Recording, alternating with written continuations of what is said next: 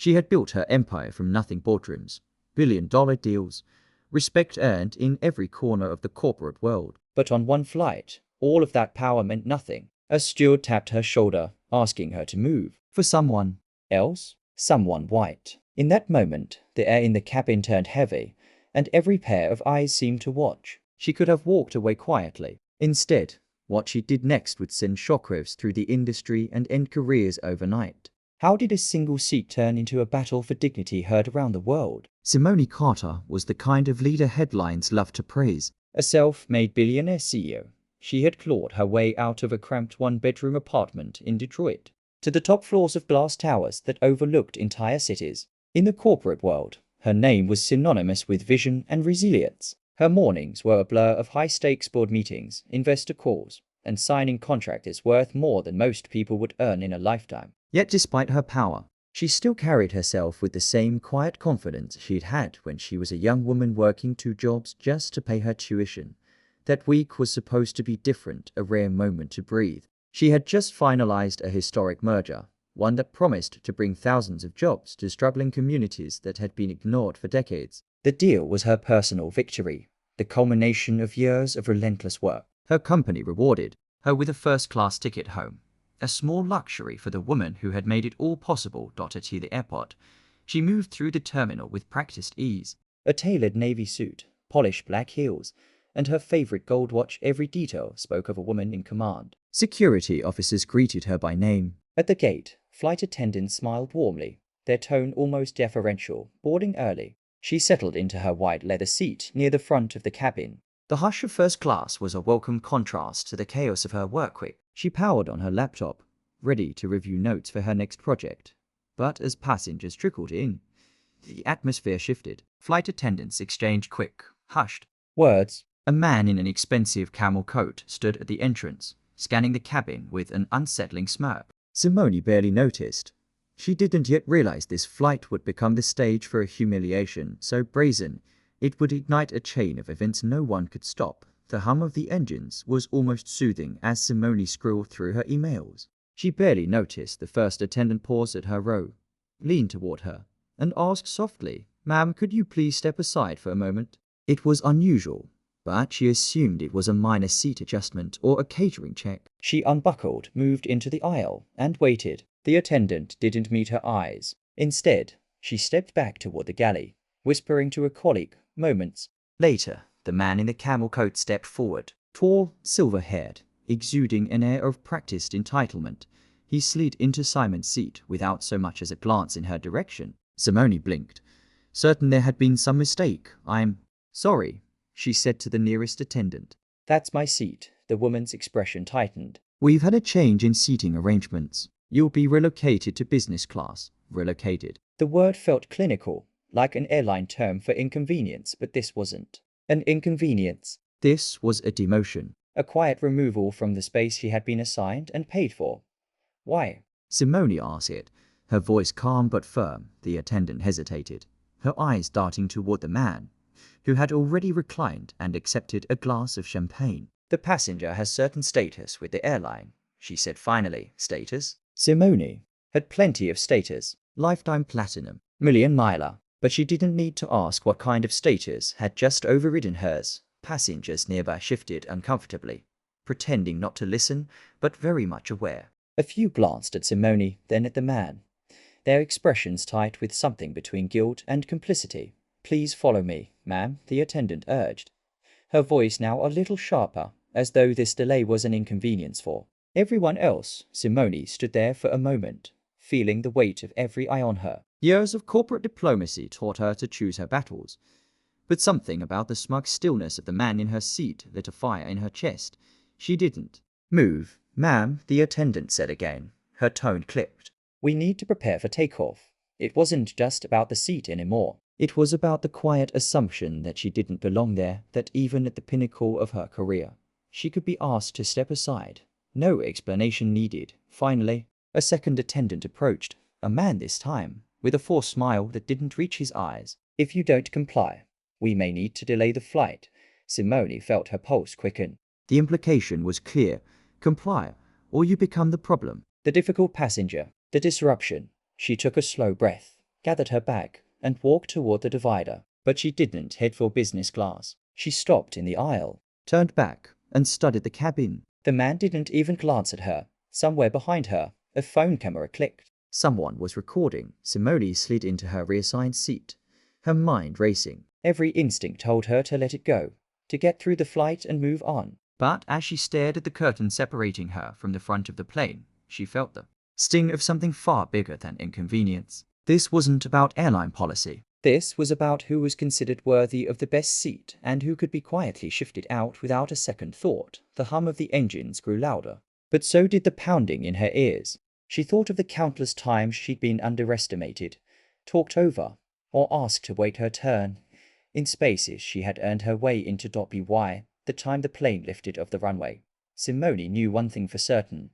This wouldn't end here. The flight had been in the air for just over an hour when Simone felt the pressure in her chest become unbearable. She hadn't touched the drink offered to her in business class. She couldn't. Every sip would have tasted like surrender. Through the thin curtain separating her from first class, she caught glimpses of the man in her seat laughing, gesturing broadly, holding court as if he owned the plane. She didn't need to imagine the smug satisfaction he felt. She could see it in the casual way he leaned back, champagne glass in hand, the seat reclined to its limit. Her mind replayed the exchange at the gate, the dismissive tone, the word relocated, echoing like a verdict. A verdict she had heard in other forms her entire life. Not for you, not your place, not where you belong. Then she noticed something else, the woman across the aisle in business class holding her phone low, angling it toward the front of the cabin. She mouthed the words, "I got it on video." It was as if a switch flipped. Simone stood up, walked forward, and pulled the curtain aside. Every head in first class turned. The man in her seat barely looked up.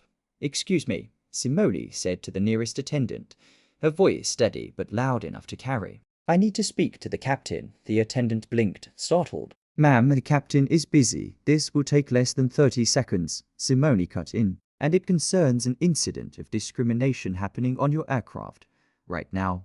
The murmur in the cabin grew louder. Someone behind her whispered, "Is she serious?" Phones began to rise from tray tables. The attendant shifted uncomfortably, but before she could answer, Simone turned to the passengers. "I was removed from that seat," she said, pointing directly at the man, "after paying for it in full, with no valid explanation other than a vague reference to status." She let the word drip with contempt. "The only difference between myself and the man sitting there is the color of our skin." The silence that followed was electric. The man finally looked up, his smirk faltering. "That's ridiculous," he muttered, but his voice lacked conviction. "Ridiculous?" Simon's tone sharpened. "I've been flying for 20 years. I've built a company from the ground up. I've earned every mile, every dollar that paid for that seat. And yet, in the eyes of this airline, all of that can be erased. I can be erased because someone else decided I didn't belong here." The captain emerged from the cockpit, his expression tight. "What's going on here?" Simone didn't hesitate. "What's going on?"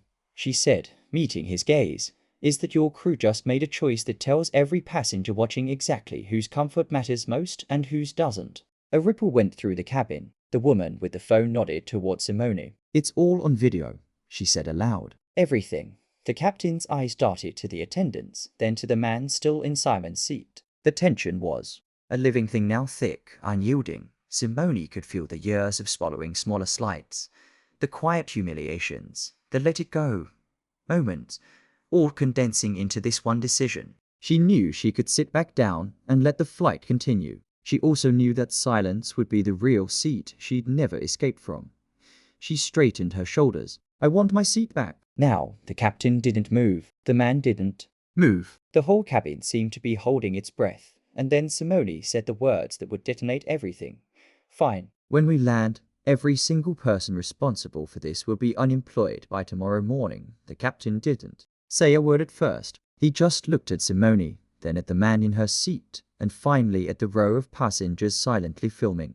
The pressure in that cabin was heavier than the thin air outside the plane. Finally, without ceremony, the man in the camel coat stood. His jaw was tight, his cheeks flushed. He muttered something under his breath as he gathered his bag, but no one bothered to respond. Simone slid back into her rifle seat, not with the relief of victory, but with the steady, cold focus of someone who had decided this moment was far from over. The rest of the flight was silent. The attendants avoided her eyes. Passengers kept sneaking glances, some with sympathy, others with shame. When the wheels touched down, Simone was the first to stand. Her phone was already in her hand. Before she even stepped off the jet bridge, she had called her head of legal, her head of HR, and her public relations director. She laid out exactly what had happened: names, faces, positions. By the time she reached baggage claim, the gears of her company were already turning. Within 24 hours, the airline's regional director was on the phone, voice trembling with apology. But it was too late. The videos had gone viral. Hashtags were trending. News anchors replayed the footage, debating what it said about status, privilege, and who is quietly told to step aside in America's most polite spaces. For Simone, it wasn't about revenge, it was about visibility. She had spent years in rooms where injustice happened behind closed doors, invisible to anyone without power. But this time, the world had seen, and she knew she couldn't waste that. Her company cut ties with the airline that week, cancelling a multi-million-dollar corporate travel contract. The crew members involved, gone. The executives who failed to act quickly enough, reassigned or replaced. She made sure the message was clear. There are consequences for prejudice, whether it's blatant or dressed up in professional courtesy. But even with the decisive outcome, the incident stayed with her. Because she knew her story was rare. She had the influence, the resources, the platform to demand justice. Most people in her position, black, female, alone in a space where they're already seen as an outsider, don't have that luxury. The truth was harder to swallow. For every Simone Carter who makes headlines, there are thousands who endure the same quiet, cutting disrespect with no cameras rolling and no one to call for backup. They're told to move seats, step out of line, wait their turn again and again until they begin to believe. That's just the way the world works. Maybe that's why this moment mattered so much. Not because she won a seat on a plane, but because she refused to let the story fade into another footnote in the long ledger of everyday racism. She knew the problem wasn't just one flight crew or one entitled passenger, it was the unspoken rules about who belongs where and who can be removed without question. So, she spoke. She acted. She made sure her story would not be forgotten, because until those unspoken rules are broken, the next Simone on a plane, in a boardroom, in a classroom will face the same silent calculation. Do I fight, or do I swallow it down? And maybe the real question for all of us is this: when it's your turn to choose, will you have the courage to stand your ground, or will you look away